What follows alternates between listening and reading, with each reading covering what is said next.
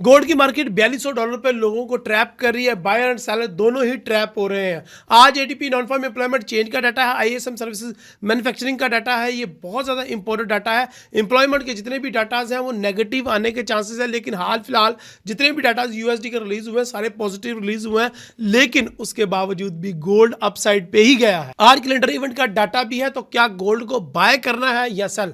अगर बाय करना है तो किन लेवल से, अगर सेल करना है तो किन लेवल से, चलिए बताता हूँ। रील को अभी से सेव कर लो, चैनल को फॉलो कर लो। डेली के टाइम फ्रेम में एक इवनिंग स्टार का पैटर्न बन रहा था, लेकिन मार्केट ने उसको भी कमजोर कर दिया है अपसाइड पे क्लोजिंग देके। 4200 के लेवल पे क्लोजिंग अगर गोल्ड की कल की ना होती और उसके बजाय 4160 पे होती तो गोल्ड की मार्केट डाउन साइड पे ही आती। लेकिन अब मार्केट थोड़ी खटाई में पड़ गई है। गोल्ड की मार्केट अप साइड पे भी जा सकती है और डाउन साइड पे भी। मार्केट इस टाइम अपने सपोर्ट लेवल पे खड़ी है, लेकिन अगर आपने बाय करना है गोल्ड तो वो 4160 के लेवल से करेंगे या 4148 के लेवल से करेंगे। लेकिन अगर आपने गोल्ड को सेल करने का इरादा कर ही लिया है तो गोल्ड को सेल आपने 4260 के लेवल की जो रेजिस्टेंस लेवल है उधर से रिजेक्शन के बाद करना है, उससे पहले सेल नहीं करना। और अभी भी गोल्ड के अंदर बाय ज्यादा प्रॉफिटेबल है, कम रिस्की है, सेल ज्यादा रिस्की है और उसमें कम प्रॉफिट भी है।